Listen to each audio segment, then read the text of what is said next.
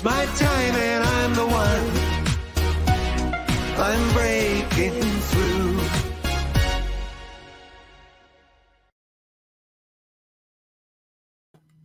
Hello and welcome. I'm Coach Phil, your host of the Business Renovator.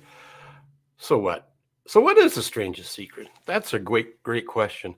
And when I come back, we'll dive into it for a couple of minutes to see what we're talking about. In the meantime, here's a shameless plug for my business coaching.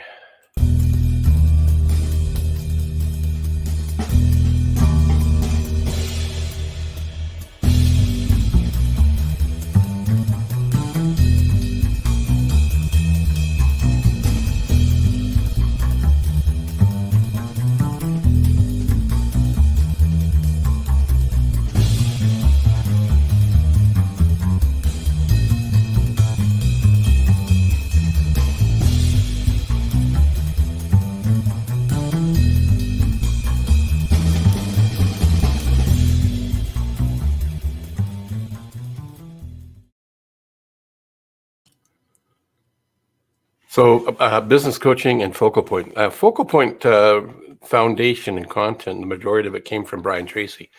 If you've not heard of Brian Tracy, you might want to Google him. He's one of the leaders in the personal development and around sales, personal development, leadership, goal setting, writing books, all sorts of things. He's been around for 40 plus years, and 90 books he's written and co-authored. So if you have a question for a business coach, shoot me an email. I'm happy to set up a time. No credit card is required. And if I can't answer or address the question you have, maybe around time, team, money, or exit strategies or successor plans, what do you want to do now that your business is hugely successful? There's a network of us around the globe with a variety of different backgrounds and expertise. So reach out. Let's have a conversation. In the meantime, let's get back to what's the strangest secret. I don't know if you've heard of Earl Nightingale, but he broke all sorts of records for actually having a record. He was the first one to have personal development audio available to the general public. And the strangest secret is we become what we think about most of the time. And the other thing to add to that is the more emotion we have around whatever we're thinking, good or bad, the more energy goes towards that. So what are you thinking about? Are you thinking about things that you are looking forward to? Or are you thinking about things that you're worried about? So if this is true, and the strangest secret is that what we think about, we bring about, then maybe it's time to check in with yourself and start making a journal, capturing your thoughts and see what your trends are.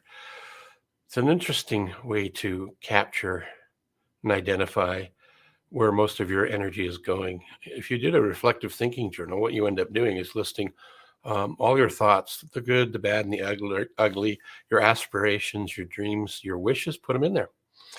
Do that for 30 days or 90 days and check in with yourself on a weekly basis and just see what's kind of trending for you and decide if what you're thinking about is serving you or not. That's really the simple thing.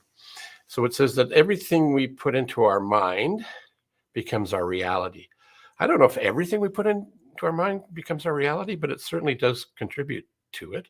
Absolutely. That's why we set goals and have things to look forward to. That's really what goal setting is what are you looking forward to? And then what do you need to do to make that looking forward to come to fruition? Essentially, that's what it is. Everything you put your mind to becomes your reality. Are you projecting the right thoughts? Would you choose to project negative or positive thoughts? Again, that's why the journaling is a really powerful tool to help you in that regard. This isn't going to be a long talk about thoughts because I want you to go, I'd rather you go and pay attention to what it is you're thinking about and do some work for yourself, on yourself, and set some goals that you want to really go after. Bob Proctor, who is also an amazing individual in the same space, recently passed away February 4th. And big fan of Earl Nightingale's. They were actually good friends. He worked for him for a while in his early days with the Nightingale Conant organization. I believe he was a sales manager, a sales guy, and he quit what he was doing in Canada and went into work in Chicago for these guys for a whole bunch of years. And then from there grew into Bob Proctor and then Proctor Gallagher. Pretty interesting what they do. And what Bob's mission was to get us to think differently, to think in a way that drew us to our goals, our aspirations, our looking forward to. So Bob Proctor devoured a vinyl record with the Strangest Secret on it. It ran apparently off of batteries, and it sat on the seat of his the front seat of his car, and he listened to the record vinyl over and over and over, and listened to that while he was traveling. It's probably one of the first University on Wheels universities, thinking of his car, that is, that was ever done or created. And then from there, our technology has advanced. We don't have to take battery operated record players where the needle's going to bounce around and scratch the record and not be very good. We've got way better technology to do that. So you could listen to your University on Wheels in a variety of different ways. CDs used to be something, cassettes before that. And now we have something called, what are they called? MP3 players, or even our phones, or devices where we can listen to whatever we want to listen to. So what are the things you're putting into your brain that are serving you, and what are you putting into your brain that aren't serving you? It's your choice. There's nothing in life that we have to do. Everything should be a choice. If you feel like you have to do it, then it's going to be an arduous exercise. And when we can turn it into something we're looking forward to, changes our thinking. And that's really the strangest secret, is to change what we think about so that what we think about changes. That's a Wayne Dyerism, I believe. Henry Ford said the hardest work we do is actually thinking. That's why so few people do it.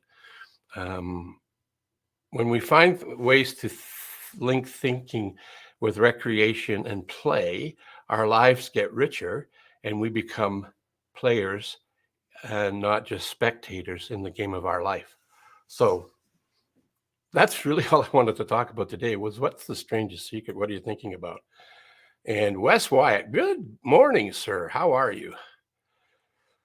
Wes has his own show and he helps produce others' shows. He's an amazing individual and he's always telling us to have a dynamite day. So I'm going to reflect that back to him. Why don't you have a dynamite day and weekend? Thanks for popping in, Wes. Appreciate that. And remember, guys, control what you're thinking about, because what you're thinking about is going to end up showing up in your life more likely than not. And if you're not thinking about anything, Brian Tracy would say, then we've just settled for mediocrity. And I encourage you not to settle for anything in life and go after what you really, really want, because we only live once. So why not live it to your maximum? So I'm going to share just a little bit of a favorite thing of mine, and that's this. One of my mentors, and actually a mentor to Bob Proctor, always affirmed and declared that we need to show up and be wonderful. And the you and wonderful is representing you and you for you and you for me. And you are unique, so am I. And we are all wonderful. So let's go out and have a wonderful rest of the day, rest of the week, rest of the month, rest of life. What are you thinking about? Is it serving you or harming you? Let me know.